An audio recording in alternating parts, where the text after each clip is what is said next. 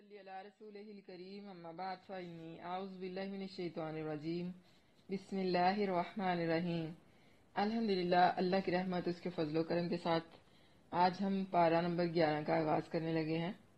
پچھلے پارے میں ہم نے سورہ توبہ شروع کی تھی جس میں غزوہ تبوک کا تذکرہ ہے۔ نبی کریم صلی اللہ علیہ وسلم کی مدنی زندگی میں جو جنگیں ہوئیں اس میں سب سے پہلی جنگ جو تھی وہ بدر کی تھی، اور جو سب سے آخری بڑی جنگ تھی وہ تھی غزوہ تبوک۔ شروع سے لے کر آخر تک اللہ تعالیٰ نے مسلمانوں کو ہمیشہ فتح دی سوائے احد کی مصیبت کے۔ اس کی وجہ بھی یہ تھی کہ پہلے لوگوں کو جو غزوہ بدر میں بہت شاندار فتح دی تھی، تو ایسا نہ ہو کہ ان کے دلوں میں کوئی غرور یا تکبر آ جائے اور وہ یہ گمان کر لیں کہ انہیں کبھی شکست نہیں ہو سکتی۔ اسی طرح غزوہ حنین میں بھی تھوڑی بے ترتیبی پیدا ہو گئی تھی۔ ان سب کے بعد نبی کریم صلی اللہ علیہ وسلم اور اصحاب رسول کی نیکیاں اور آپ صلی اللہ علیہ وسلم کی کوششیں جو آپ نے اسلام کی سربلندی کے لیے کی، وہ انشاءاللہ ہم نے اس پارے میں پڑھنا ہے۔ پہلے پارے میں ہم نے دیکھا کہ جب کبھی انسان کو اللہ کے دین کی خاطر نکلنا پڑے تو ثابت قدمی اور استقامت جو ہے وہ لازمی چیز ہے۔ قدر ہمیشہ اچھی چیز کی میعاد کی ہوتی ہے، کیونکہ چیز چاہے جتنی مرضی قیمتی ہو، اگر وہ ٹوٹ جائے تو قابل استعمال نہیں رہتی۔ مومن ہر حال میں اللہ پر توکل کرتا ہے۔ استقامت اور ثابت قدمی مومن کو بہت قیمتی بنا دیتی ہے۔ اسباب جتنے مرضی ہوں، بھروسہ اللہ پر ہی رکھنا ہے۔ اسباب اپنانا توکل کے منافی نہیں ہے، اس لیے آپ نے اپنے اسباب کو بھی تیار رکھنا ہے، اسباب بھی اپنانا ہے، اور توکل اللہ پر بھروسہ بھی کامل رکھنا ہے، تو یقیناً اللہ تعالیٰ کی مدد ضرور آئے گی۔ اور یہ بھی کہ دوسروں سے رازداریاں نہیں کرنی، خاموشی اختیار کرنی ہے، کیونکہ خاموشی جو ہے وہ بہترین حکمت عملی ہے اور اسی میں نجات ہے۔ الصمت حکمت، الصمت نجات۔ اس لیے اپنی زبان کو اپنے قابو میں رکھیں، اللہ تعالیٰ آپ کو فتنوں سے بچائے گا۔ ہر کامیابی کی بنیاد اللہ اور اس کے رسول کی اطاعت میں ہے۔ اخوت اور بھائی چارے کو مضبوط کرنا ہے، آپسی جھگڑوں میں الجھ کر اپنی قوت کو کمزور نہیں کرنا، کیونکہ اپنی قوت کو کمزور کرنا دشمن کو خود پر حاوی کرنے کا موقع دیتا ہے۔ اور یہ بھی کہ اگر نعمت ملے تو اللہ کا شکر ادا کرنا ہے، اور ایک نعمت کا شکر ادا کرنا نعمتوں کو برقرار رکھنے کا ذریعہ بن جاتا ہے اور مزید نعمتوں کا ذریعہ بھی بنتا ہے۔ ناشکری نہیں کرنی، ناشکری اللہ تعالیٰ کو سخت ناپسند ہے، اور غزوہ تبوک کے موقع پر پڑا تھا کہ جب حب دنیا دین سے ٹکرائے تو پھر اندر کا انسان کا جو اندر کا حال ہے نا وہ باہر آتا ہے، مطلب یہ کہ خلوص اور منافقت جو ہے وہ ظاہر ہوتی ہے۔ مشکل یا آسانی ہر حال میں اللہ کا ذکر کرنا ہے، اللہ کا شکر کرنا ہے، دعاؤں میں کثرت رکھنی ہے، اور یہ بھی کہ اپنی ذمہ داریوں کو نبھانا چاہیے۔ اللہ کے دین کی حفاظت کرنے کے لیے کسی بھی طرح کی مدد کرنی پڑے تو پیچھے نہیں ہٹنا۔ جنہوں نے کام کرنا ہوتا ہے وہ نکل کھڑے ہوتے ہیں، اپنی تیاریاں اور اسباب مکمل رکھنے ہیں۔ اللہ تعالیٰ دلوں کے بھید جانتا ہے، اس لیے اپنے دلوں کو گندے اور ناپاک خیالات سے پاک رکھنا ہے۔ جس طرح آپ لوگ چاہتے ہو کہ آپ اپنے گھروں کی، جائے نماز کی، دیواروں کی، پردوں کی صفائی کریں، تو اس کے لیے ضروری ہے کہ سب سے پہلے آپ اپنے دلوں کی گندگی کو صاف کریں، دلوں کی صفائی کریں، کیونکہ دلوں میں اللہ تعالیٰ کی محبت رہتی ہے۔ تو جو ناپاک اور گندی جگہ ہوگی وہاں پر اللہ تعالیٰ کی محبت کیسے آ سکتی ہے؟ اس لیے اپنے دلوں کو صاف رکھنا ہے۔ دعا ہے کہ اللہ تعالیٰ اس ماہ رمضان میں ہمارے دلوں پر پڑی ہوئی قدورتوں کی گرد کو اپنی رحمت کی بارش سے دھو کر صاف و شفاف کر دے، آمین۔ محبت اللہ تعالیٰ دلوں میں ڈالتا ہے، اس لیے اللہ کی رضا کے لیے لوگوں کو ناراض نہیں کرنا۔ اللہ کو راضی کر لیں، سب روٹھے ہوئے خود آپ سے راضی ہو جائیں گے، خود ہی مان جائیں گے۔ آج کے پارے کا آغاز ہو رہا ہے یا تعذرون، عذر کرنے والے۔ آغاز ہی کس چیز سے ہو رہا ہے؟ بہانے تراشنا، उज़र करना यानी किसी न किसी जरिए से पीछे रहना। इसी पारे में सूरह यूनुस के साथ साथ हमने पूरे पारे से हर वो निकात लेना है जिससे हमारा ताल्लुक अल्लाह ताला के साथ मजबूत होगा। आज हमने यहाँ पर औलिया अल्लाह की सिफात क्या हैं वो भी पढ़ेंगे। हर रिश्ते को अपनी जगह पर बरकरार रखना है, यही सबसे बड़ी कामयाबी है। अपने दिलों को साफ रखना है, नेकी के कामों में एक दूसरे से दौड़ लगानी है, अस्साबिकून अल अव्वलून बनना है, एक दूसरे से आगे निकलना है। कोई बहाना कोई उज़र नहीं तराशना, बामकसद जिंदगी गुजारनी है। अल्लाह की राह में जानो माल कुर्बान करने के लिए हर वक्त तैयार रहना है। इसराफ नहीं करना, नेमतों का सही इस्तेमाल करना है। नेमतों के बारे में अल्लाह ताला ने सवाल करना है। रस्म और रिवाज को छोड़कर नेकी की तरफ आना है। जहाँ मौका मिले नेकी कर गुजरनी है। अपने दीन की बुनियादों को मजबूत करना है। अंदरूनी और बैरूनी तहारत का ख्याल रखना है। नेकी करते जाएं, नेकियां करते जाएं। अल्लाह ताला आपकी जिंदगियों को खुशियों से भरता जाएगा। नेकियां करें, अल्लाह ताला आपकी जिंदगियों को खुशी से भर देगा। अल्लाह ताला हमारी छोटी छोटी कोशिशों को दीन के लिए कबूल फरमा ले, आमीन। हमेशा सच बोलना है और झूठ कभी नहीं बोलना। याद रखें, झूठ जो है वो जहन्नम की तरफ ले जाने का जरिया बन जाता है और सच्चाई दिलों में सुकून पैदा करती है और जन्नत की तरफ ले जाने का जरिया बनती है। आयत नंबर 94 से 99 तक। या ताजिरूना अलैकुम इज़ा रजातुम अलैहि, तुम्हारे सामने उज़र पेश करेंगे। उज़र बहाने बनाना, ये जो हमारे उज़र हैं ये सबसे बड़ी रुकावट है अल्लाह के रास्ते में पेश आने वाली। जो अल्लाह के वली होते हैं, अल्लाह के वलियों की पहली निशानी ये है कि वो बिना किसी उज़र के अल्लाह के नबी सल्लल्लाहु अलैहि वसल्लम के हुक्म पर निकल पड़ते हैं। इत्तबाए रसूल में ही आप लोगों को वलायत के दर्जे नजर आएंगे। वली बनना है तो इत्तबाए रसूल करनी होगी। तुम्हारे सामने उज़र पेश करेंगे, जब तुम उनकी तरफ वापस आओगे कह दे उज़र मत करो, हम हरगिज तुम्हारा यकीन नहीं करेंगे। बेशक अल्लाह ने हमें तुम्हारी कुछ खबरें बता दी हैं और अनकरीब अल्लाह तुम्हारा अमल देखेगा। गज़वा तबूक में जब पीछे रह जाने वालों ने बहाने बनाए थे ना, तो अल्लाह के नबी सल्लल्लाहु अलैहि वसल्लम फरमाया कि मुझे तुम्हारे हीलों, बहानों और तुम्हारे उज़र की कोई जरूरत नहीं है, क्योंकि तुम्हारे दिलों का राज अल्लाह ताला ने मुझ पर खोल दिया है और अनकरीब अल्लाह तुम्हारा अमल देखेगा और उसका रसूल भी।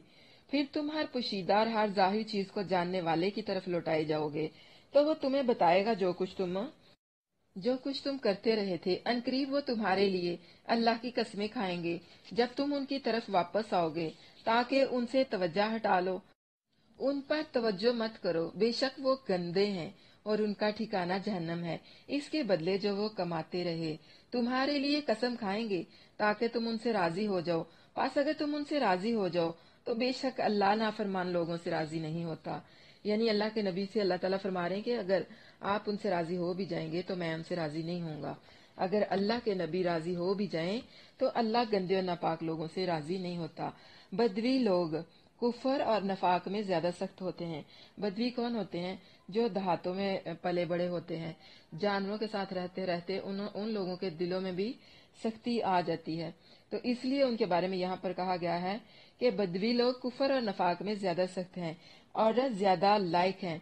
बदवियों को आप देहाती भी कह सकते हैं कि वो हदें ना जाने जो अल्लाह और अपने रसूल पर नाजल की हैं, यानी कि वो इसलिए ऐसे हैं कि उन्हें इल्म नहीं है। इल्म की कमी की बिना पर वो अल्लाह की हदूद को नहीं जानते और अल्लाह सब कुछ जानने वाला कमाल हिकमत वाला है। और बुद्धुओं में से कुछ वो हैं कि जो कुछ खर्च करते हैं उसे तावान समझते हैं और तुम पर जमाने के चक्करों का इंतजार करते हैं। बुरा चक्कर इन्हीं पर है और अल्लाह सब कुछ सुनने वाला, सब कुछ जानने वाला है। और बुद्धुओं में से कुछ वो हैं जो अल्लाह और यौम आखिरत पर ईमान रखते हैं और जो खर्च करते हैं उसे अल्लाह के यहाँ कुर्बतों और रसूल की दुआओं का जरिया समझते हैं। सुन लो, बेशक वो उनके लिए कुर्ब का जरिया है। अनकरीब इन्हें अपनी रहमत में अल्लाह दाखिल करेगा। बेशक अल्लाह बेहद बख्शने वाला, नहायत रहम करने वाला है। हजरत अब्दुल्ला बिन अब्बास रज़ी अल्लाह अन्हु रवायत करते हैं कि रसूलुल्लाह सल्लल्लाहु अलैहि वसल्लम ने फरमाया, जो बादिया में सकूत रखे वो सख्त दिल हो जाता है। जो शिकार के पीछे ही लग जाए वो गाफिल हो जाता है, और जो सुल्तान के पास आए वो आजमाइश में डाल दिया जाता है। इसलिए जो देहाती लोग होते हैं वो थोड़े दिल के सख्त होते हैं, क्योंकि उनके पास इल्म की कमी होती है। सहराओं में रहते हैं, जानवर चराते हैं, और जानवरों को चराने के साथ साथ जानवरों के साथ रहते रहते उन लोगों के दिलों के अंदर से नरमी जो है वो खत्म हो जाती है, उनके दिलों में सख्ती आ जाती है। इसलिए इनमें जो मुनाफिक थे उनका नफाक भी अहले मदीना के नफाक से सख्त था, यानी उनमें से भी जो निफाक रखते थे वो अहले मदीना के नफाक से ज्यादा सख्त थे। जो उनसे लिया जाता, मतलब जो उनसे ज़कात वगैरह ली जाती थी ना, तो वो उसको समझते थे कि ये तवान है और जुर्माना है। इसी तरह वो कर्ज को भी ऐसे ही कहते थे। कर्ज खा को गरीम कहते हैं, क्योंकि गराम का मानी लाजम होना, यानी चिमटना भी है। तावान भी लाजिम हो जाता है और कर्ज खा भी जान नहीं छोड़ता। बेशक इसका अजाब हमेशा चिमट जाने वाला है। जमाने की गर्दिशों, जमाने के चक्रों से डरते हैं। ये एक तरह की बद्दुआ है, मगर अल्लाह ताला को बद्दुआ की क्या जरूरत है। यानी बुरा चक्कर जो कह रहे हैं कि इनको पेश आने वाला है, जो इत्तबाए रसूल में निकल खड़े हुए हैं, जो ये ऐसा बोल रहे हैं, बुरा चक्कर यानी जमाने की गर्दिश उन्हीं लोगों को पहुंचने वाली है। और फिर देहातियों में से कुछ ईमान वाले भी होते हैं। वो अमल जिसे इंसान अपने खालक के करीब होने का जरिया बना दे उसको कहते हैं कुरूबा, यानी कुर्बत का जरिया। और अल्लाह से कुर्बत का सबसे बड़ा जरिया जो है वो है नमाज, सदकात, खैरात, ज़कात, अज़कार करना, इत्तबाए रसूल करना, अल्लाह के एक होने की गवाही देना। अब्दुल्ला बिन ऊफा रजी अल्लाह अन्हु बयान करते हैं कि जब कोई गिरोह रसूल अल्लाह सल्लल्लाहु अलैहि वसल्लम के पास सदका लेकर आता तो आप सल्लल्लाहु अलैहि वसल्लम उसके लिए दुआ करते और कहते, अल्लाहुम्मा सल्ली अला फुलानिन, ए अल्लाह फुलां पर रहम फरमा। अब्दुल्ला बिन ऊफा रजी अल्लाह अन्हु बयान फरमाते हैं कि जब मेरे वालिद ज़कात लेकर रसूलुल्लाह सल्लल्लाहु अलैहि वसल्लम के पास पहुंचे, आप सल्लल्लाहु अलैहि वसल्लम ने उन्हें दुआ देते हुए इस तरह से फरमाया, अल्लाहुम्मा सल्ली अला आली अबी ऊफा, ए अल्लाह अबू ऊफा की आल पर रहम फरमा। तो इस रकू से आपने क्या सीखा है? उज़र वही करता है जिसके दिल में अल्लाह की मोहब्बत मजबूत नहीं होती, जिसके दिल में अल्लाह की मोहब्बत जड़ नहीं पकड़ती। दूसरी बात ये कि हमने अराबियों के बारे में देखा, यानी देहाती लोग, और उनकी सख्ती के बारे में पढ़ा। नमाज अल्लाह की कुर्बत का जरिया है, अल्लाह की राह में खर्च करना है, अल्लाह की रजा की खातिर, अल्लाह के दीन के मामलों में उज़र नहीं तराशने। देहाती सख्त होते हैं क्योंकि वो जानवरों वगैरह के साथ रहते हैं, इल्म की कमी होती है, इसलिए वो सख्त होते हैं। और जो मोमन होता है वो नरम दिल होता है और हमेशा अल्लाह की राह में खर्च करने के लिए तैयार रहते हैं। फिस्क नहीं करना, लोगों को अल्लाह की सिफात बताकर अल्लाह ताला के साथ जोड़ना है।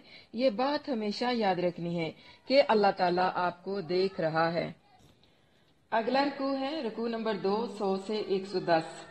ईमान की हालत के एतबार से लोगों की 5 किस्में हैं, और महाजरीन और इंसार में से सबकत करने वाले सबसे पहले लोग और वो लोग जो नेकी के साथ इनके पीछे आए, अल्लाह इनसे राजी हो गया और वो उससे राजी हो गए। वसाबिकून अल अव्वलून कौन से लोग हैं? मदीना के अंदर रहने वाले मुनाफिकीन का पहले जिक्र हुआ था। अब उसके इर्द गिर्द रहने वाले बाज अराब जो मुनाफिक हैं उनका जिक्र फरमाया। फिर बाज अराबियों के बारे में बताया कि वो मोमन हैं और बड़े मुखलिस हैं, और जो मोमन और मुखलिस हैं उन्हें अल्लाह अपनी रहमत की खुशखबरी दे रहा है। अब इनसे आला मरातब वाले खुशनसीबों का तज़किरा है। इस आयत में नबी करीम सल्लल्लाहु अलैहि वसल्लम के जमाने के 3 ग्रोहों की तारीफ फरमाई गई है। पहला ग्रोह महाजरीन में से सबकत करने वाले पहले लोग हैं। वसाबिकून अल अव्वलूना मिनल मुहाजिरीन, पहला ग्रोह ये जिन्होंने अल्लाह की खातिर अपने घर बार, माल, औलाद, जायदादें, हर चीज को छोड़कर हिजरत की। और उसके बाद कौन से हैं? इंसार, एक घर बार छोड़कर बेसरो समाने की हालत में आए हैं और दूसरों ने उनके लिए अपने घरों के, अपनी जायदादों के दरवाजे खोल दिए हैं। हत्ता के एक सहाबी अंसारी जो था उसकी अगर 2 बीवियां थी तो उसने सोचा कि मेरा वो जो महाजिर भाई मक्का से आया है उसके पास उसकी बीवी नहीं। बहुत सारे सहाबा ऐसे थे जिनकी बीवियां पीछे ही रह गई थी क्योंकि उनकी बीवियां ईमान नहीं थी लाई अभी, और उन्होंने अपने मुशरिकीन रिश्तेदारों के पास रहना ही पसंद कर लिया था। तो उन्होंने सोचा कि अब ये जो हमारे भाई यहाँ पर आए हैं ये अकेले हैं, जवान हैं, इन्हें भी बीवियों की जरूरत होगी। जरा गौर करना है आपने, इस गिरोह के जज्बे को आपने महसूस करना है। क्या कहते हैं अपने महाजिर भाइयों से कि ए मेरे भाई, तुम यंग हो, जवान हो, तुम्हारे पास बीवी भी नहीं, तुम्हारी बीवी पीछे रह गई है, मेरे पास 2 बीवियां हैं या मेरे पास 3 बीवियां हैं, ऐसा करो इनमें से एक पसंद कर लो, मैं उसको तलाक दे देता हूँ और इद्दत के बाद तुम उसके साथ शादी कर लेना, क्योंकि तुम्हें भी बीवी की जरूरत है। तो देखिए, कदर कीजिए, क्या आप लोगों में कोई ऐसा है कि वो इतना बड़ा फैसला करे? नहीं कर सकते। क्या आप लोगों में से कोई ऐसा है जिसके पास 2 प्लाट हो और वो ये कहे कि 1 प्लाट मैं अल्लाह की राह में दे देता हूँ? कभी नहीं करेंगे आप लोग। हालांकि हर शख्स ऐसा करता है कि उसके पास 1 है तो 2 होने चाहिए, 2 है तो 1 और होना चाहिए, 1 घर है तो 1 घर और होना चाहिए।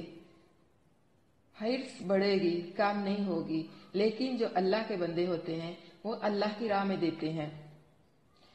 तो ये दूसरा ग्रोह था इंसार का। पहले ग्रोह ने अल्लाह की खातिर सब कुछ छोड़ा और दूसरे ग्रोह ने अल्लाह की खातिर सब कुछ लुटाया, यानी सब कुछ देने के लिए तैयार हो गए और सब कुछ दिया भी, हत्ता के जायदाद तक में से भी बाज ने दूसरों को आधा आधा दे दिया था।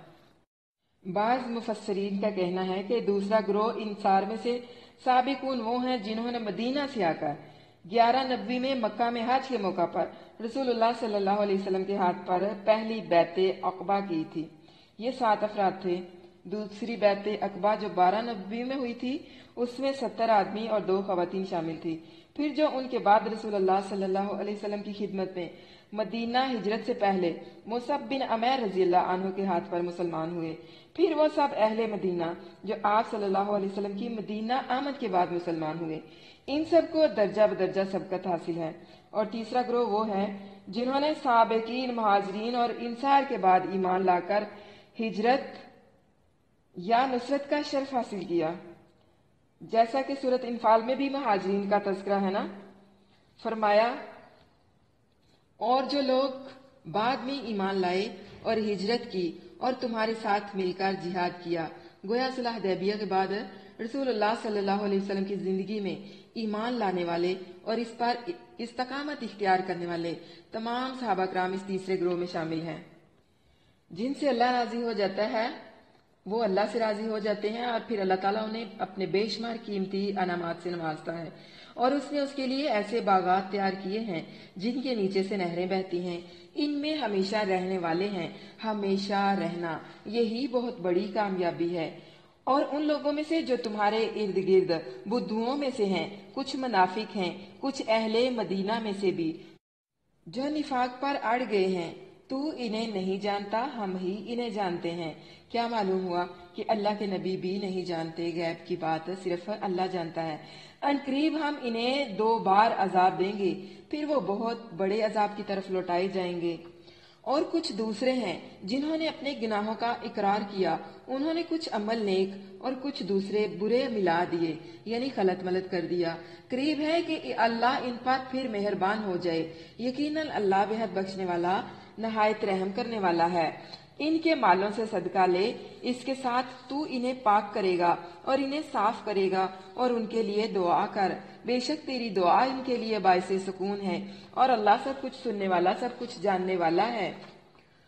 क्या उन्होंने नहीं जाना कि बेशक अल्लाह ही अपने बंदों की तौबा कबूल करता और सदके लेता है, और ये कि बेशक अल्लाह ही है जो बहुत ज्यादा तौबा कबूल करने वाला, नहायत रहम वाला है। और कह दे तुम अमल करो, बस अनकरीब अल्लाह तुम्हारा अमल देखेगा और उसका रसूल और ईमान वाले भी। और पहले होते हैं अस्साबिकून अल अव्वलून और दूसरे यहाँ पर आगे हैं व आखरूना मुरजऊना। और अनकरीब तुम हर पोशीदा और जाहिर बात को जानने वाले की तरफ लौटाए जाओगे। तो वो तुम्हें बताएगा जो कुछ तुम किया करते थे। और कुछ दूसरे हैं जो अल्लाह के हुक्म के लिए मुअख्खर रखे गए हैं, या तो वो उन्हें अजाब दे और या फिर इन पर मेहरबान हो जाए। और अल्लाह सब कुछ जानने वाला, कमाल हिकमत वाला है। और वो लोग जिन्होंने एक मस्जिद बनाई नुकसान पहुंचाने और कुफर करने के लिए और ईमान वालों के दरमियान फूट डालने के लिए, और ऐसे लोगों के लिए घात की जगह बनाने के लिए जिन्होंने उससे पहले अल्लाह और उसके रसूल से जंग की, और यकीनन वो जरूर कस्में खाएंगे कि हमने भलाई के सिवा इरादा नहीं किया, और अल्लाह शहादत देता है कि बेशक वो यकीनन झूठे हैं। इसमें कभी खड़े न होना, यकीनन वो मस्जिद जिसकी बुनियाद पहले दिन से तकवा पर रखी गई ज्यादा हकदार है कि तू उसमें खड़ा हो। इसमें ऐसे मर्द हैं जो पसंद करते हैं कि बहुत पाक रहें, और अल्लाह बहुत पाक रहने वालों से मोहब्बत करता है। तो क्या वो शख्स जिसने अपनी इमारत की बुनियाद अल्लाह के खौफ और उसकी खुशनुदी पर रखी बेहतर है, या फिर वो शख्स जिसने अपनी इमारत की बुनियाद खोखले और बोदे किनारे पर रखी जो गिरने वाला था, बस वो इसे लेकर जहन्नम की आग में गिर गया, और अल्लाह जालिम लोगों को हिदायत नहीं देता। इनकी इमारत जो उन्होंने बनाई हमेशा इनके दिलों में बेचैनी का बायस बनी रहेगी, मगर इस सूरत में कि इनके दिल टुकड़े टुकड़े हो जाएं। और अल्लाह सब कुछ जानने वाला, कमाल हिकमत वाला है। रदियल्लाहु अन्हुम वरदू अन, कौन लोग हैं वो? अल्लाह के नबी सल्लल्लाहु अलैहि वसल्लम की इत्तबा करने वाले, अल्लाह का हुक्म मानने वाले, पहली आवाज पर लब्बैक कहने वाले सहाबा कराम रिजवानुल्लाह अलैहिम अजमाइन, जिनमें सबसे अफजल कौन है? हजरत अबू बकर सदीक, जिन्होंने सबसे पहले इस्लाम कबूल किया और हिजरत में भी आप सल्लल्लाहु अलैहि वसल्लम के साथ रहे। फिर उसके बाद दूसरे खुलाफाए राशिदीन, इनके बाद बाकी अशरा मुबशरा, जिनमें हजरत तलहा, हजरत जुबैर, साद बिन अबी वकास, सईद बिन जैद, अब्दुर्रहमान बिन औफ और अबू अबीदा बिन जरा रजी अल्लाह अन्हुम शामिल हैं। फिर बदरी और उकबा वाले सहाबा का दर्जा है। उनके बाद जो बैते रिजवान में शरीक हुए, फिर जो फतह मक्का से पहले मुसलमान हुए और उन्होंने हिजरत भी की और मदद भी की, ये अल्लाह के हकीकी वली हैं। अल्लाह इनसे राजी हो गया और ये अल्लाह से राजी हो गए। आयत नंबर 102, इसमें यहाँ पर हजरत अबू लबाबा रजी अल्लाह अन्हु का तज़किरा है। फरमाया कि वो मुखलिस मुसलमान होने के बावजूद तबूक पर नहीं जा सके थे, तो उन्होंने क्या किया? अपने आप को मस्जिद नबवी के सतूनों से बांध लिया कि रसूलुल्लाह सल्लल्लाहु अलैहि वसल्लम हमें खुद खोलेंगे तो हम समझेंगे कि हमारी तौबा कबूल हो गई। मोमन थे ना, सुस्ती की वजह से गलती की। आखिरकार रसूलुल्लाह सल्लल्लाहु अलैहि वसल्लम ने अल्लाह के हुक्म से इन्हें अपने हाथ से खोला और पहले इनका पेश करदा सदका कबूल नहीं किया था। फिर अगली आयत में आया है ना, खुज़ मिन अमवालिहिम सदका, ये आयत उतरी तो उनका सदका भी कबूल कर लिया। हजरत सुमरा बिन जुंदुम रजी अल्लाह अन्हु बयान करते हैं कि रसूलुल्लाह सल्लल्लाहु अलैहि वसल्लम ने फरमाया, आज रात 2 आने वाले मेरे पास आए, उन्होंने मुझे उठाया, फिर वो मुझे एक ऐसे शहर में ले गए जो सोने और चांदी की ईंटों से बनाया गया था। वहां मैंने कुछ लोगों को देखा जिनका निसफ बदन सबसे ज्यादा खूबसूरत शख्स की तरह था जो तुम देखने वाले हो, और निसफ इस बदसूरत तरीन शख्स की तरह था जो तुम देखने वाले हो। यानी दोनों फरिश्तों ने उन लोगों से कहा, इस नहर के अंदर दाखिल हो जाओ। वो इसमें दाखिल हो गए। फिर हमारी तरफ वापस आए तो उनसे वो बदसूरती जो थी वो खत्म हो चुकी थी और वो बेहतरीन सूरत में बदल चुके थे। दोनों फरिश्तों ने मुझसे कहा, ये जन्नते अदन है और वो तुम्हारा घर है। दोनों ने कहा कि वो लोग जिनका निस्फ हिस्सा खूबसूरत और निस्फ हिस्सा बदसूरत था, वो कौन थे? फ़इन्नहुम खलतू अमलन सालिहन व आखरा सय्यिअन तजावज़ल्लाहु अन्हुम, वो लोग थे जिन्होंने अच्छे अमल भी किए और बुरे अमल भी किए। यानी उन्होंने अपने अमल को खलत मलत कर दिया, अपने नेक अमाल के साथ बद अमाल भी शामिल कर दिए। मोमन थे, गलती कर ली, अपने नेक अमाल के साथ बद अमाल भी शामिल कर लिए, लेकिन क्या हुआ कि अल्लाह ने माफ कर दिया। तो ये वो लोग हैं जिन्होंने नेक अमल किए और उनके साथ बुरे अमल भी मिला दिए, तो अल्लाह ताला ने उनसे दरगुजर फरमा लिया। अल्लाह ताला ने उनकी तौबा को कबूल कर लिया और उन्हें फिर पाक साफ कर दिया। آپ کو پتا ہے کہ صدقہ جو ہے اس سے مال جو ہے وہ پاک ہوتا ہے، وہ اس لیے لیا جاتا ہے، امیروں سے لے کر غریبوں کو دیا جاتا ہے، اس کے ذریعے سے جو مال ہے وہ پاک ہو جاتا ہے اور پھر بڑھتا اور پھلتا پھولتا بھی ہے۔ پہلے نیکی میں سبقت کرنے والے، اور آپ کون سے آگے ہیں، وہاں آخرون مرجون لامر اللہ، یعنی آیت نمبر 106 میں یہ کون سے لوگ تھے؟ جو لوگ غزوہ تبوک میں شریک نہیں ہوئے اور مدینہ سے نہیں نکلے۔ وہ 3 طرح کے تھے، ایک منافقین، اور دوسرے ابو لبابہ رضی اللہ عنہ اور ان کے ساتھی جن کا ذکر میں نے ابھی پہلے آپ لوگوں کو سنایا بھی ہے، اور تیسرے کون تھے؟ کعب بن مالک رضی اللہ عنہ اور ان کے 2 ساتھی مرارہ بن ربیع اور حلال بن امیہ رضی اللہ عنہ۔ بڑا خوبصورت واقعہ ہے ان کا بھی، جنہوں نے اگرچہ آپ صلی اللہ علیہ وسلم کے سامنے کوئی جھوٹا عذر بنا کر پیش نہیں کیا، دیکھے چاہتے تو کوئی نہ کوئی جھوٹ بنا لیتے، لیکن وہ مومن تھے، پکے مسلمان تھے، انہیں پتا تھا کہ اگر آج ہم نے اللہ کے نبی صلی اللہ علیہ وسلم سے جھوٹ بول کر کوئی عذر بنا کر پیش کر دیا، وقتی طور پر تو ہم بچ جائیں گے، لیکن اگر اللہ نے وحی کے ذریعے اللہ کے نبی صلی اللہ علیہ وسلم پر ہمارا حال کھول دیا تو پھر ہمارا انجام بہت برا ہوگا، یعنی اللہ کے نبی ہم سے بہت بری طرح سے ناراض ہو جائیں گے۔ اس لیے انہوں نے عذر پیش کرنے کی بجائے، جھوٹ بولنے کی بجائے سچ سچ بول دیا کہ انہیں کوئی عذر نہیں تھا، صرف سستی کی وجہ سے وہ گھر سے نہیں تھے نکلے کہ ابھی چلے جاتے ہیں، تھوڑی دیر جانا ہے، میرے پاس اچھی سواری ہے، میں چلے جاؤں گا۔ یوں سمجھ لیں کہ کسی کے پاس مرسڈیز ہے اور کسی کے پاس کلٹس، تو مرسڈیز والا بولے اس کے پاس تو کلٹس ہے، میں نے تو مرسڈیز پہ جانا ہے، اس سے پہلے پہنچ جاؤں گا۔ ان کے پاس سستے یا ہلکے گھوڑے ہیں، میرے پاس اعلیٰ نسل کے ہیں یا اعلیٰ قسم کے میرے پاس گھوڑے ہیں، میں بہت جلد پہنچ جاؤں گا۔ ابھی نکلتے ہیں، تھوڑی دیر کو نکلتے ہیں، دوپہر کو نکلتے ہیں، شام کو نکلتے ہیں، بس اسی طرح کرتے کرتے وہ اپنے سست پن کی وجہ سے وہ پیچھے رہ گئے تھے، وگرنہ انہیں کوئی عذر نہیں تھا، کسی قسم کی مالی کمی نہیں تھی، کسی قسم کی کوئی تنگی نہیں تھی جو انہیں اللہ کے نبی صلی اللہ علیہ وسلم کے ساتھ نکلنے سے روکتی۔ اور دیکھیں کہ یہی عذر جو ہے نا، آپ سب لوگوں کو یہاں قرآن کی کلاس میں آنے سے روکتے ہیں کہ ابھی جاتے ہیں، تھوڑی دیر کو چلے جائیں گے، چلے بعد میں آتے ہیں، اسی طرح کرتے کرتے وقت نکل جاتا ہے اور آپ لوگ نہیں آ پاتے۔ منافقین نے اپنی سازشیں اور منصوبے جہاں پر وہ بیٹھ کر اپنے چالیں چلتے یا فریب کاریاں کرتے، اس کو انہوں نے کہ کون سی جگہ اس کے لیے فکس کی جائے، یہ سوچ کر انہوں نے کیا ایک مسجد بنا لی، مسجد زرار۔ پہلی مسجد تھی مسجد قباء، اسی مسجد کے ساتھ انہوں نے مسجد زرار بنا لی۔ 4 مقصد بیان ہوئے تھے ان کے اس کو بنانے کے لیے۔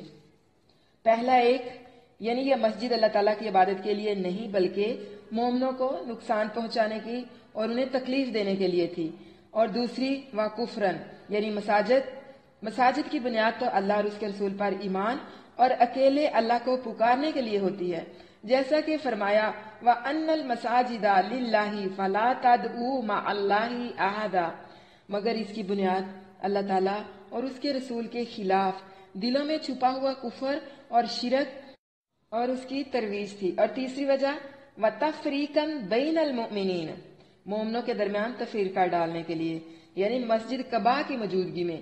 اس کے ساتھ ہی مسجد بنانے کا کیا مطلب ہے کہ مسلمانوں کے اتحاد کو، ان کی وحدت کو توڑا جائے تاکہ وہ ایک جگہ پر اکٹھے ہو کر نماز نہ پڑھ سکیں۔ اسلام چونکہ باہمی محبت اور اتفاق اور اتحاد اس کا علمبردار ہے، اور جو منافقین ہیں اس چیز سے شدید حسد محسوس کرتے ہیں۔ اور چوتھی ریزن تھی وَإِرْصَادًا لِمَنْ حَارَبَ اللَّهَ وَرَسُولَهُ، اس سے پہلے جو لوگ اللہ اور اس کے رسول کی مخالفت کرتے رہے، ان سے برسرے جنگ رہے، خصوصاً منافقین اور وہ لوگ جو مدینہ سے بھاگ گئے تھے اور دشمنوں کی پناہ میں رہ کر اسلام کے خلاف سازشیں کرتے رہے، ان کے لیے اور ان کے بھیجے ہوئے آدمیوں کے لیے مسجد کے پردے میں چھپاؤ کی جگہ مہیا کرنا۔ تو یہ 4 عوامل تھے جس کی بنیاد پر انہوں نے مسجد زرار کو بنایا تھا۔ تو جس چیز کی بنیاد ہی بے ایمانی، جھوٹ، دھوکہ، ہیرا پھیری پر رکھی گئی ہو وہ کبھی کامیاب ہو سکتا ہے، اور ایک چیز وہ ہے جس کی بنیاد تقوی پر رکھی جاتی ہے، تو تقوی والی چیز کو بقا ہوگی، اور جس چیز کی بنیاد ہم نے دھوکہ پر رکھی ہے وہ بہت جلد ڈھہ جائے گی، تباہ ہو جائے گی، ہلاک ہو جائے گی۔ تو ایسے ہی ہوا، اور دیکھیں ان کی اوپر سے سازش بھی دیکھیں، انہوں نے اللہ کے نبی صلی اللہ علیہ وسلم سے کہا کہ اللہ کے نبی صلی اللہ علیہ وسلم آپ آئیں، مسجد میں نماز پڑھیں، مسجد کا افتتاح کر دیں۔ اللہ کے نبی بھولے بھالے، خوبصورت دل رکھنے والے، ان کی فریب کاری کو جانتے نہیں تھے۔ مسجد میں آئے، سوچا کیا ہوگا، ان کی مقصد کیا تھا اللہ کے نبی کو بلوانے کا وہاں پر، تاکہ لوگ وہاں پر دیکھ لیں کہ مسجد میں اللہ کے نبی آئے ہیں، انہوں نے اس مسجد کا افتتاح کیا ہے، نماز پڑھی ہے، تو اس کا مطلب یہ ہے کہ یہ مسجد بھی بہترین مسجد ہے، اس لیے ہم نے وہاں پر جانا ہے، تاکہ لوگوں کے دلوں میں ہمارے خلاف کسی قسم کا کوئی شک نہ رہے، وہ یہ سمجھیں کہ یہ مسجد بھی اللہ ہی کے لیے بنائی گئی ہے۔ اللہ کے نبی صلی اللہ علیہ وسلم نے حامی بھر لی کہ ٹھیک ہے، ہم آئیں گے۔ آپ صلی اللہ علیہ وسلم اس وقت تبوک کی تیاری کر رہے تھے، یعنی تبوک کے لیے نکل رہے تھے، تو آپ نے فرمایا کہ ٹھیک ہے، واپسی پر میں تمہاری مسجد میں آ کر نماز پڑھوں گا۔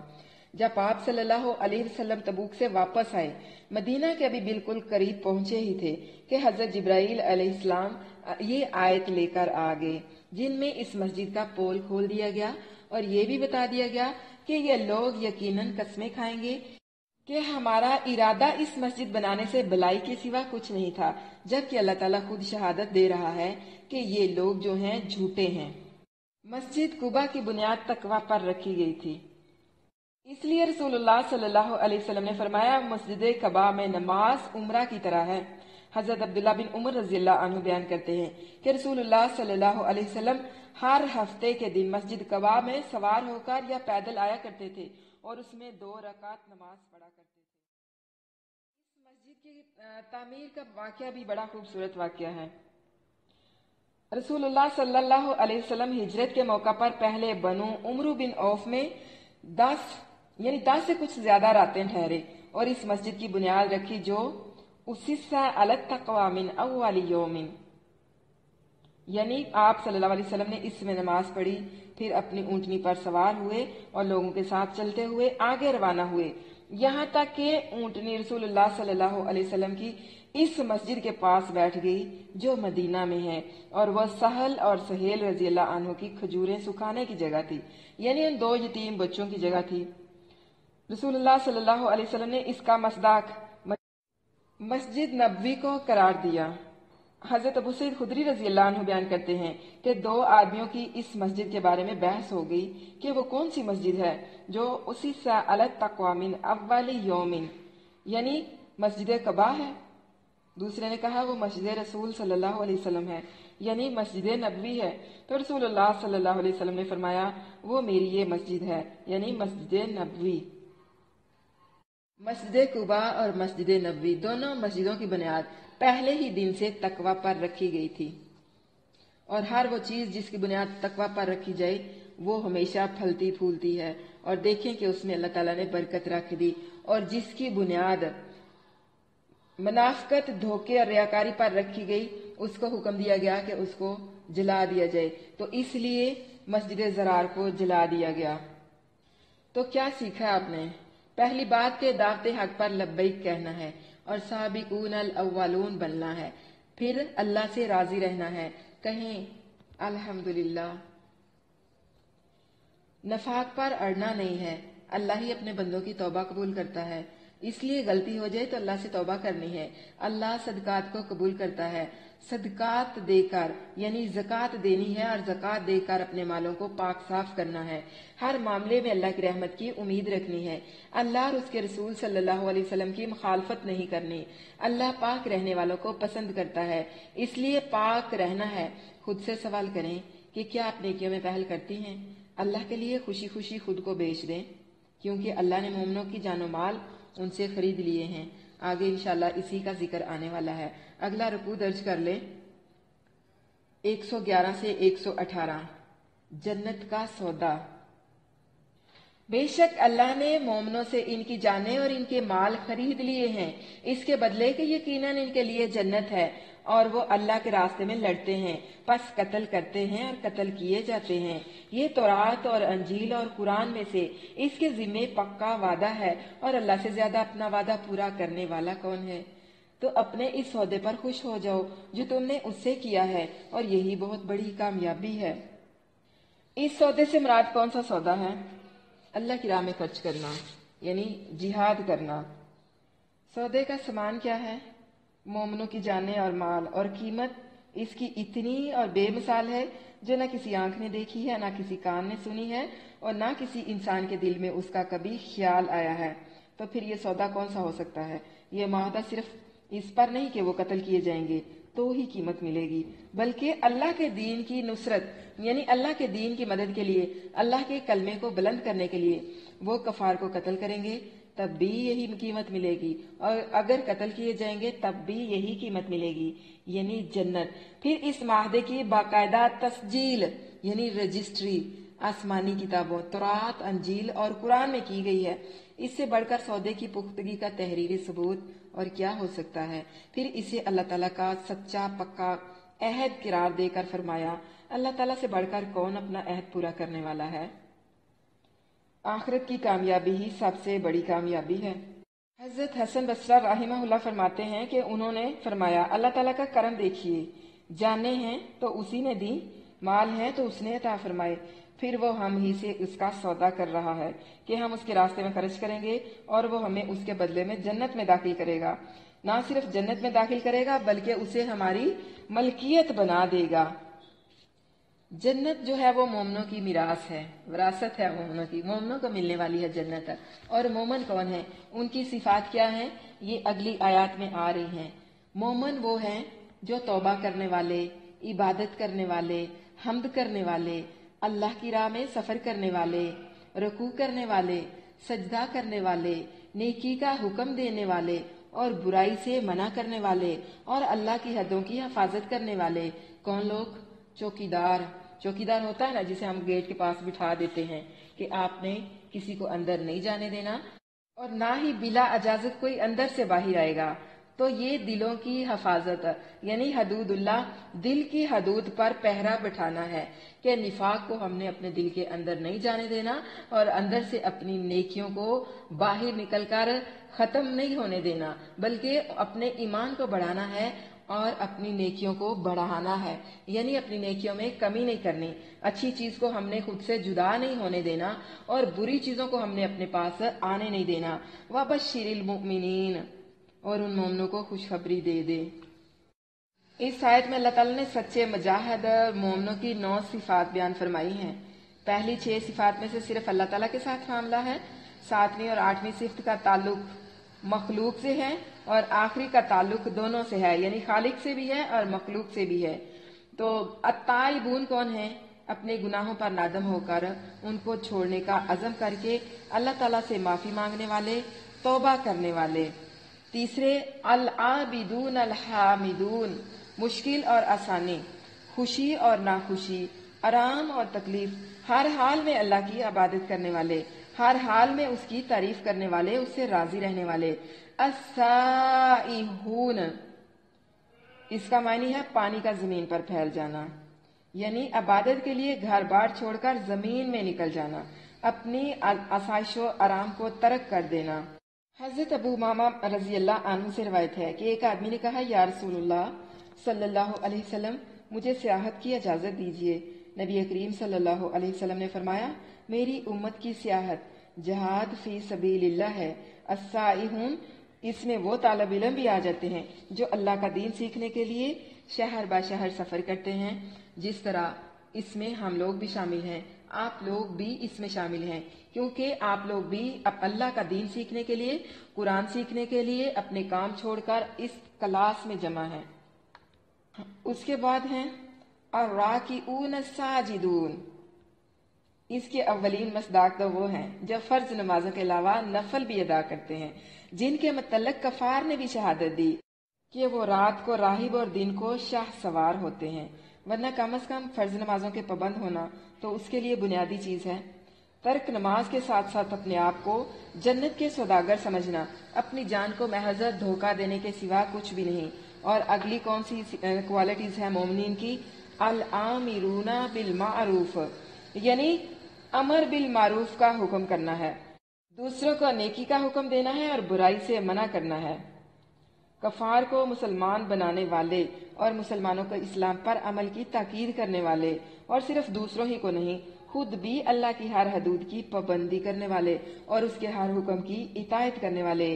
अल मुमिनीन, इन मोमनों को خوشخبری ہے، اللہ تعالیٰ کی جنتوں کی خوشخبری اس نبی اور ان لوگوں کے لیے جو ایمان لائے کبھی جائز نہیں کہ وہ مشرکوں کے لیے بخشش کریں، خواہ وہ قرابت دار ہوں، اس کے بعد کہ ان کے لیے صاف ظاہر ہو گیا کہ یقیناً وہ جہنمی ہیں، یعنی مشرک کے لیے دعائے مغفرت کرنا جائز نہیں ہے۔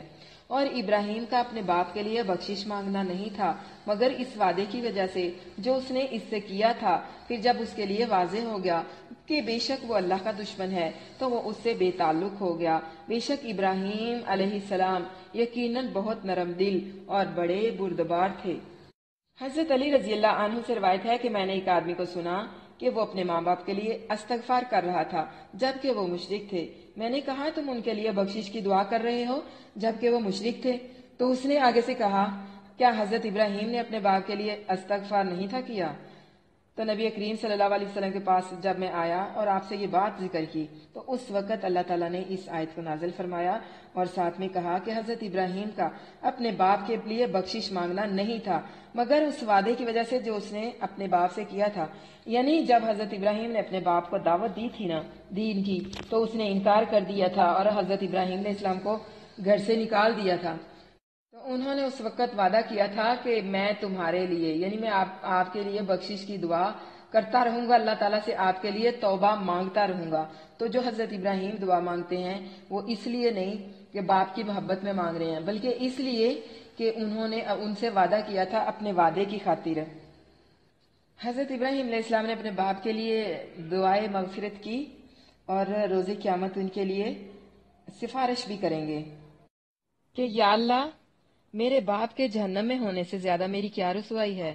تو حکم ہوگا کہ اپنے پاؤں کی طرف دیکھو، دیکھیں گے تو ان کے والد کی شکل گندگی میں آلودہ بجو کے جیسی بنا دی جائے گی اور فرشتے اسے پاؤں سے پکڑ کر جہنم میں پھینک دیں گے کہ نہ کوئی اسے پہچانے کہ یہ حضرت ابراہیم علیہ السلام کے والد ہیں اور نہ ہی ان کی رسوائی ہو۔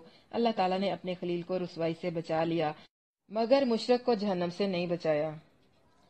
اور اللہ کبھی ایسا نہیں کہ کسی قوم کو اس کے بعد گمراہ کر دے کہ انہیں ہدایت دے چکا ہو یہاں تک کہ ان کے لیے وہ چیزیں واضح کر دے جن سے وہ بچیں۔ بے شک اللہ ہر چیز کو خوب جاننے والا ہے۔ بے شک اللہ ہی ہے جس کے لیے آسمانوں اور زمین کی بادشاہت ہے، زندگی بخشتا ہے اور موت دیتا ہے، اور تمہارے لیے اللہ کے سوا نہ کوئی دوست ہے اور نہ کوئی مددگار۔ بلا شبہ یقیناً اللہ نے نبی صلی اللہ علیہ وسلم پر مہربانی کے ساتھ توجہ فرمائی اور مہاجرین اور انصار پر بھی جو تنگ دستی کی گھڑی میں اس کے ساتھ رہے۔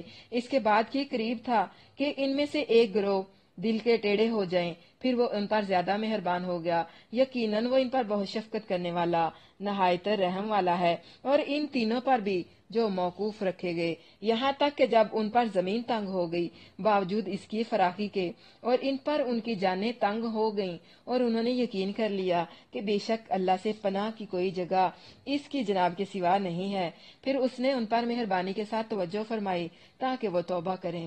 یقیناً اللہ ہی ہے جو بہت توبہ کرنے والا نہایت رحم والا ہے۔ وَآخَرُونَ مَرْجُونَ لِأَمْرِ اللَّهِ یعنی جن کا فیصلہ مؤخر کر دیا گیا تھا۔ وہ 3 لوگ تھے جن کا میں نے ابھی پیچھے آپ لوگوں کے ساتھ ذکر بھی کیا تھا۔ وہ 3 شخص بھی داخل ہوئے جن پر 50 دن میں ایسی حالت گزری کہ موت سے بھی بدتر ہو گئے۔ کون تھے بھلا وہ 3؟ کعب بن مالک، مرارہ بن ربی اور حلال بن امیہ رضی اللہ عنہ۔ انہوں نے تقریباً ہر غزوے میں شرکت کی تھی، ہر غزوے میں اللہ کے نبی صلی اللہ علیہ وسلم کے ساتھ رہے تھے، لیکن غزوہ تبوک میں صرف سستی کی وجہ سے شریک نہیں ہو سکے تھے۔ بعد میں انہیں اپنی غلطی کا احساس ہوا تو سوچا کہ ایک غلطی پیچھے رہنے کی تو ہو ہی گئی ہے، لیکن اب منافقین کی طرح رسول اللہ صلی اللہ علیہ وسلم کی خدمت میں جھوٹا عذر پیش کرنے کی غلطی ہم نے نہیں کرنی۔ اس لیے اللہ کے نبی صلی اللہ علیہ وسلم کی خدمت میں حاضر ہو کر اپنی غلطی کا اعتراف کر لیا اور اس کی سزا کے لیے اپنے آپ کو پیش کر دیا۔ نبی کریم صلی اللہ علیہ وسلم نے ان کے معاملے کو اللہ کے حوالے کر دیا کہ وہی ان کے بارے میں کوئی حکم نازل فرمائے گا، اور اس دوران میں آپ صلی اللہ علیہ وسلم نے تمام صحابہ کو ان سے بائیکاٹ کرنے کا حکم دے دیا، حتیٰ کہ بات چیت تک سے روک دیا گیا، اور 40 راتوں کے بعد حکم ہوا کہ وہ اپنی بیویوں سے بھی دور رہیں۔ یہ وہ وقت تھا جس کا نقشہ اللہ تعالیٰ نے 3 جملوں میں کھینچا ہے کہ زمین اپنی وسط کے باوجود ان پر تنگ ہو گئی اور خود ان کی جانیں ان پر تنگ ہو گئیں، اور انہوں نے یقین کر لیا کہ بے شک اللہ سے پناہ کی کوئی جگہ اس کے سوا نہیں۔ آخر مزید 10 دن گزرنے کے بعد ان کی توبہ قبول کر لی گئی اور پھر یہ آیت جو تھی نا وہ اتری۔ کعب بن مالک رضی اللہ عنہ نے یہ واقعہ نہایت فصاحت اور بلاغت کے ساتھ اپنی قلبی کیفیت کی بہترین ترجمانی کرتے ہوئے بڑی لمبی حدیث میں بیان فرمایا ہے۔ بخاری شریف کی یہ حدیث ہے کتاب المغازی میں۔ یعنی اگر سستی اور غفلت کی وجہ سے کوئی غلطی گناہ سرزد ہو جاتا ہے مومنوں سے تو اللہ تعالیٰ معاف کر دیتا ہے۔ تو اس سے کیا سیکھا ہے آپ نے کہ اوور کانفیڈنس نہیں بننا، مطلب کہ ابھی چلے جائیں گے، ہمارے پاس تو بہت اعلیٰ سواریاں ہیں، ہمارے پاس یہ چیز ہے وہ چیز ہے، ہم ان سے آگے نکل جائیں گے، ہم ان کے ساتھ شامل ہو جائیں گے۔ میں نے پیچھے اس کی مثال دی بھی ہے کہ ایک کے پاس، اب یوں سمجھ لیں کہ ایک کے پاس بائک ہے اور دوسرے کے پاس کلٹس لگا لیں۔ اب کلٹس والا کہے گا کہ اس نے تو بائک پہ جانا ہے تو میں نے کلٹس پہ جانا ہے، میں اسے تیز بھگاؤں گا اور اس سے آگے نکل جاؤں گا، یعنی خود کو تسلیاں دیتے رہے کہ ابھی نکلتے ہیں۔ وجہ کوئی بھی نہیں تھی نہ نکلنے کی، صرف سستی، دل کی سستی نے انہیں اس غزوہ سے پیچھے رکھا تھا۔ تو آپ نے کیا سیکھا اس سے کہ کبھی بھی حد سے زیادہ اوور کانفیڈنس نہیں بننا، سستی نہیں کرنی، نیکی کا موقع ہاتھ سے نہیں جانے دینا۔ سب سے پہلے اپنے آپ کو یقین دلائیے کہ میرا سب کچھ میرے اللہ کا ہے، جان، وقت، مال، اولاد، سب کچھ اللہ ہی کا ہے، اللہ ہی نے دیا ہے۔ اپنی ہر نعمت اور ہر خوبی کو اللہ کے لیے خالص کرنا ہے، خود کو اللہ کے ہاتھوں میں بیچنا ہے، کیونکہ اللہ تعالیٰ نے مومنوں کے جان و مال جنت کے بدلے میں خرید لیے ہیں۔ لوگوں کو نہیں، صرف اللہ کو خوش کرنا ہے۔ اللہ کی رضا میں حقیقی خوشی ہے، اصل کامیابی اللہ کی رضا میں ہے۔ ایک اللہ کے لیے جینا ہے اور اسی کے لیے مرنا ہے۔ خود کو نفس مطمئنہ میں شامل کرنا ہے جو خوشی خوشی اللہ کی رضا کی طرف چل پڑتی۔ اگلا رکوع نوٹ کر لیں 119 سے 122 تک۔ رکوع نمبر 4 ہے، دینی تعلیم کا تقاضا کیا ہے، یعنی اسلام ہم سے کیا چاہتا ہے۔ یا ایھا الذین آمنوا اتقوا اللہ، اے لوگو جو ایمان لائے ہو، اللہ سے ڈرو اور سچے لوگوں کے ساتھ شامل ہو جاؤ۔ بار بار اللہ سے ڈرنے کا کہا جا رہا ہے، حکم دیا جا رہا ہے کہ اللہ سے ڈرو، تقوی اختیار کرو۔ کونوا مع صادقین، سچے لوگوں کے ساتھ شامل ہو جاؤ۔ یہ صادقین کون تھے؟ اللہ کے رسول صلی اللہ علیہ وسلم اور آپ کے مخلص صحابہ کرام۔ سچائی اختیار کرنی ہے، سچ صرف قول میں نہیں فعل میں بھی ہونا چاہیے، قول اور فعل ایک جیسا ہونا چاہیے۔ ایسا نہیں ہو کہ آپ دوسروں کو نیکی کا حکم دیں اور خود اس نیکی سے دور رہیں۔ اللہ کو ایسے لوگ بہت ناپسند ہیں۔ اللہ تعالیٰ کا فرمان ہے لما تقولون ما لا تفعلون، جو تم کہتے ہو تم کرتے کیوں نہیں، یا جو تم کرتے نہیں وہ تم کہتے کیوں ہو۔ حضرت کعب بن مالک رضی اللہ عنہ کا بیان ہے کہ مسلمان ہونے کے بعد اللہ تعالیٰ کا سب سے بڑا انعام مجھ پر یہ ہے کہ میں نے رسول اللہ صلی اللہ علیہ وسلم کے سامنے سچ بولا، ورنہ میں بھی جھوٹ بول کر ہلاک ہو جاتا جس طرح کے دوسرے لوگ ہلاک ہو گئے۔ بلکہ اللہ تعالیٰ نے اس سچ بولنے کے انعام میں ان کی توبہ کا تذکرہ قرآن میں کر دیا، جو کہ قیامت تک پڑھا جائے گا۔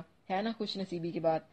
عبداللہ بن مسعود رضی اللہ عنہ سے روایت ہے کہ رسول اللہ صلی اللہ علیہ وسلم نے فرمایا، سچ کو لازم پکڑو کیونکہ سچ نیکی کی طرف لے جاتا ہے اور نیکی جنت کی طرف لے جاتی ہے۔ اور آدمی سچ کہتا رہتا ہے، سچ بولتا رہتا ہے، سچ بولنے کی کوشش کرتا رہتا ہے، حتیٰ کہ اللہ تعالیٰ کے ہاں سچوں میں لکھ دیا جاتا ہے، یعنی اللہ کے ہاں اسے صدیق لکھ دیا جاتا ہے۔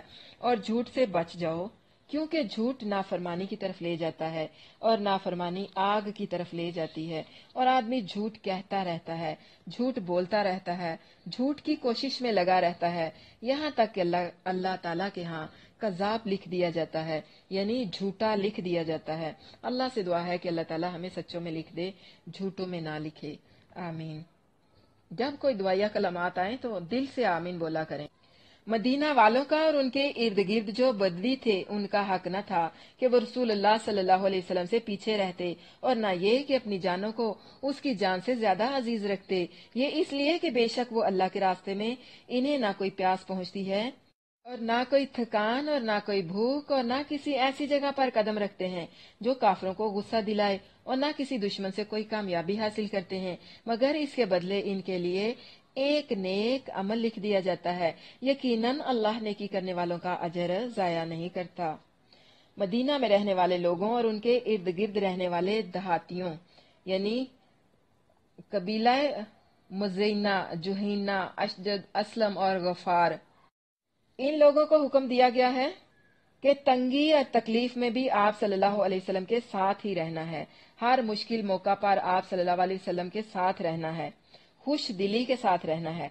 जो सख्तियां आप उठा रहे हैं वो आपने भी उठानी है, क्योंकि वो खूब जानते हैं कि अल्लाह ताला के यहाँ सबसे ज्यादा अजीज और मुकर्रम अल्लाह के नबी सल्लल्लाहु अलैहि वसल्लम हैं।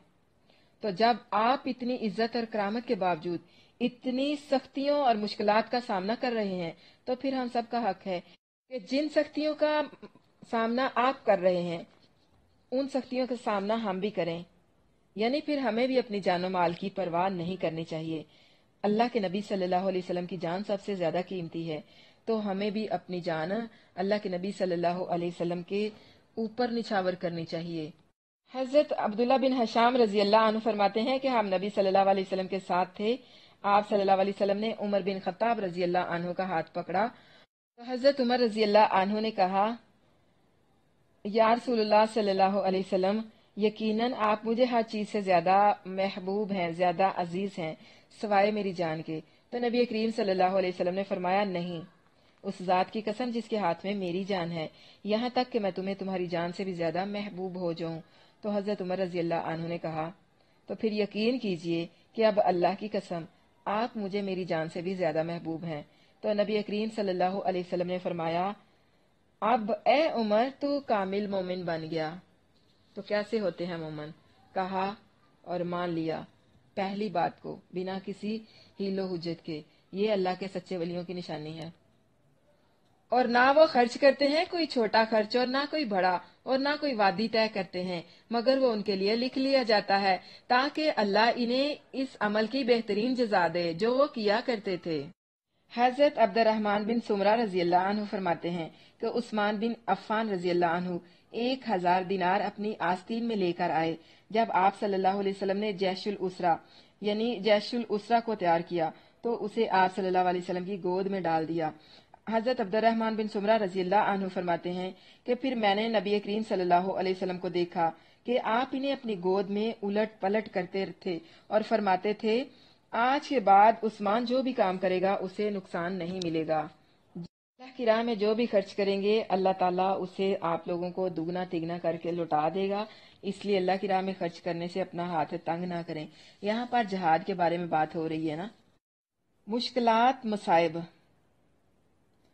इसमें इन अमाल का जिक्र है जो आदमी के इख्तियार में है, मगर जहाद फी सबिलिल्लाह की बुनियाद है, यानी कि ज्यादा सफर, सवारी और असला वगैरह जो भी मैसर हो वो अल्लाह की राह में खर्च करना। फिर सफरे जहाद पर निकल खड़े होना और जंगल और वादियां तय करते चले जाना, और जितनी वादियां तय करते जाएंगे वो सब कुछ लिखा जाता है। जिनको अल्लाह ताला ने बहुत दिया था वो बहुत खर्च करते थे। कुछ ऐसे होते थे कि जब देखते कि फलां ने इतना ज्यादा खर्च किया, उनके दिल में खर्च की रिग़बत पैदा होती, वो दिन भर मजदूरी करते और शाम को थोड़ा सा जो कमाई करते वो लेकर आ जाते। और कम खर्च करने वाले यानी जिसको बोलते हैं नफका सगीरा, वो भी थे जो दिन रात मेहनत करके निस्फ सा यानी 1 किलो खजूरें लेकर आए। और अल्लाह के नबी सल्लल्लाहु अलैहि वसल्लम ने हजरत उस्मान का सदका भी ले लिया और उस खजूर वाले का सदका लेकर भी ढेर पर डाल दिया, और अल्लाह ताला ने उसको लिख लिया। यानी पहाड़ों के दरमियान के मैदान, पानी की गुजरगाह जो होती है ना, उसको बोलते हैं वादी। हर वादी तय करने पर वो उनके नामा इमाल में लिख दी जाती है। ये सब कुछ इसलिए लिखा जाता है कि अल्लाह किसी का अमल भी जाया नहीं करता। किसी भी अमल की ज्यादा से ज्यादा अच्छी जजा जो हो सकती है अल्लाह ताला ने इन्हें वो अता फरमाई। और मुमकिन नहीं कि मोमन सब के सब निकल जाएं, सो उनके हर गिरोह में से कुछ लोग क्यों ना निकले ताकि वो दीन को समझ सकें और ताकि वो अपनी कौम को डराएं जब इनकी तरफ वापस जाएं, ताकि वो बच जाएं। तफक्काहु फिद्दीन, मराद इससे क्या है? कोशिश करना, मेहनत करना, अच्छी तरह समझ बूझ हासिल करना। इसके मायने है यानी दीन का काम भी कह सकते हैं, दीन के काम में भी और जहाद के मामले में भी। जैसा कि हजरत इब्ने उमर रजी अल्लाह अन्हुमा से रिवायत है कि रसूलुल्लाह सल्लल्लाहु अलैहि वसल्लम ने फरमाया, जब तुम ऐना यानी हीले के साथ सूद की एक सूरत के साथ व्यय करने लगोगे और खेती बाड़ी पर खुश हो जाओगे और जिहाद को छोड़ दोगे, तो अल्लाह तुम पर ऐसी जिल्लत मुसल्लत करेगा जिसे दूर नहीं करेगा, यहाँ तक कि तुम अपने दीन की तरफ वापस पलट आओ। अगला रुकू नोट कर ले, 123 से 129। अल्लाह के नबी सल्लल्लाहु अलैहि वसल्लम नबी रहमत यानी रहमत के नबी हैं। ऐ लोगो जो ईमान लाए हो, इन लोगों से लड़ो जो काफरों में से तुम्हारे करीब हैं, और लाजिम है कि वो तुम में से कुछ सख्ती पाएं, और जान लो कि बेशक अल्लाह मुत्तकी लोगों के साथ है। और जब भी कोई सूरत नाजल की जाती है तो उनमें से कुछ लोग ऐसे हैं जो कहते हैं इसने तुम में से किसको ईमान में ज्यादा किया, बस जो लोग ईमान लाए सो उनको तो उसने ईमान में ज्यादा कर दिया और वो बहुत खुश होते हैं। और रहे वो लोग जिनके दिलों में कोई बीमारी है तो उसने इनको इनकी गंदगी के साथ और गंदगी में ज्यादा कर दिया, और वो इस हाल में मरे कि वो काफिर थे। और क्या वो नहीं देखते कि बेशक वो हर साल 1 या 2 मर्तबा आजमाइश में डाले जाते हैं, फिर भी वो ना तौबा करते हैं और ना ही वो नसीहत पकड़ते हैं। इस आयत पर गौर करिएगा, हर साल आजमाए जाते हैं किसी न किसी तरीके से, किसी न किसी जरिए से, फिर भी वो नसीहत नहीं पकड़ते। और जब भी कोई सूरत नाजल की जाती है तो उनका बाज की तरफ देखता है कि क्या तुम्हें कोई देख रहा है, फिर वापस पलट जाते हैं। अल्लाह ने उनके दिल फेर दिए हैं इसलिए कि बेशक वो ऐसे लोग हैं जो नहीं समझते। बिलाशुबा यकीनन तुम्हारे पास तुम्ही से एक रसूल आया, इस पर बहुत शाक है कि तुम मशक्कत में पड़ो, तुम पर बहुत हिर्स रखने वाला है, मोमनों पर बहुत शफकत करने वाला, नहायत मेहरबान है। वमा अरसलनाका इल्ला रहमतल लिल आलमीन, यानी अल्लाह के नबी सारे लोगों के लिए रहमत बनाकर भेजे गए थे, बहुत ही मोहब्बत करने वाले, बहुत शफीक और मेहरबान। हजरत अबू हुरैरा रजी अल्लाह अन्हु से रवायत है कि ऐसा मेहरबान नबी के ताइफ में 10 दिन रहकर मार खाकर जख्मी और बेहोश होकर निकले, और होश आने पर अल्लाह ताला ने पहाड़ों का फरिश्ता भेजा कि अगर कहो तो मैं 2 पहाड़ों यानी इनको इन 2 पहाड़ों के दरमियान इन कफार को पीस दूं। तो अर्ज किया, मुझे उम्मीद है कि अल्लाह इनकी पुश्तों से ऐसे लोग निकालेगा जो एक अल्लाह की इबादत करेंगे, उसके साथ किसी को शरीक नहीं करेंगे। यानी हर वक्त यही हिर्स रहती, यही तमा रहता कि ये नहीं तो इनमें से कोई लोग जरूर ईमान ले आएंगे। यानी अल्लाह के नबी सल्लल्लाहु अलैहि वसल्लम को हर वक्त यही फिक्र रहती थी कि किस तरह से इनको दोज़ख की आग से बचाएं और दुनिया और आखिरत की कामयाबियां जो हैं वो इन लोगों को दे दी जाएं। फिर अगर वो मुंह मोड़े तो कह दे मुझे अल्लाह ही काफी है, इसके सिवा कोई माबूद नहीं, मैंने इसी पर भरोसा किया और वही अर्शे अजीम का रब है। कितना खूबसूरत एहसास है कि मुझे अल्लाह काफी है। हस्बुनल्लाह, हमें अल्लाह काफी है। हस्बी अल्लाह, मुझे अल्लाह काफी है। यानी अल्लाह ताला क्या कह रहे हैं, कोई और मदद करे ना करे, अल्लाह खुद अपने नबी की मदद करेगा। कोई और अल्लाह के नबी सल्लल्लाहु अलैहि वसल्लम का साथ दे या ना दे, मगर अल्लाह अपने नबी का साथ जरूर देता है। यहाँ से पता चलता है कि कामिल मोमन कौन होते हैं। अल्लाह के नबी को तसल्ली दी जा रही है कि अगर ये लोग तुम्हारी मेहरबानी और शफकतों और मोहब्बतों के बावजूद तुमसे मुंह मोड़ते हैं तो फिर आप गम मत खाइए। कहिए हस्बी अल्लाहु ला इलाहा इल्ला हुवा अलैहि तवक्कलतु। सिर्फ ये अकीदा ही नहीं रखना बल्कि बरमला इसका ऐलान भी करना है। अल्लाह के काफी होने पर अपनी खुशी और फख्र महसूस करें। तौहीद तो ये है कि खुदा हशर में कह दे, तौहीद तो ये है कि खुदा हशर में कह दे, ये बंदा दो आलम से खफा मेरे लिए है। हस्बी अल्लाह, अल्लाह यानी मुझे सिर्फ अल्लाह ही काफी है, खास सब लोग मुझे छोड़ जाएं। क्या डर है अगर सारी खुदाई हो मुखालिफ, क्या डर है अगर सारी खुदाई हो मुखालिफ, काफी है अगर एक अल्लाह मेरे लिए है। बेशक अल्लाह ताला ने दुनिया में असबाब बनाए हैं, साथियों की मदद से कुव्वत मिलती है और एक दूसरे की मदद का हुक्म भी दिया है। वतआवनु अलल बिर्रि वत्तक़वा, और नेकी और तकवा पर एक दूसरे की मदद करो। मगर काफर और मोमन का यही फर्क है कि दुनियावी असबाब खत्म होने पर काफिर नाउमीद हो जाता है और मुशरिक को अपने माबूदों पर इतना एतमाद हो नहीं सकता जितना कि एक मोहद को अपने अल्लाह पर होता है। इसी लिए मोमन कभी भी ना उम्मीद नहीं होता, और जो नाउमीद हो जाता है वो कुफर में लौट जाता है। मोमन कभी भी अल्लाह की रहमत से मायूस नहीं होते। जो कफार हैं, जो मुशरिकीन हैं, वो असबाब पर ज्यादा रखते हैं भरोसा, लेकिन जो मोमन है वो असबाब के साथ साथ अल्लाह पर भरोसा ज्यादा रखता है। असबाब अपनाता है लेकिन तवक्कल अल्लाह पर रखता है। काफिर है तो शमशीर पे करता है भरोसा, काफिर है तो शमशीर पे करता है भरोसा, मोमन है तो बेतैख भी लड़ता है सिपाही। बड़ी से बड़ी मुश्किल पेश आ जाए, बड़ा सा बड़ा खौफ आप लोगों के सामने आ खड़ा हो, तो क्या कहना है? हस्बुनल्लाहु व निअमल वकील। जब हजरत इब्राहिम अलैहिस्सलाम को आग में फेंका गया, उस वक्त भी उन्होंने कहा था हस्बुनल्लाहु व निअमल वकील। तो अल्लाह ताला ने आग को हजरत इब्राहिम अलैहिस्सलाम पर सलामती वाली बना दिया, यानी आग को गुलजार बना दिया।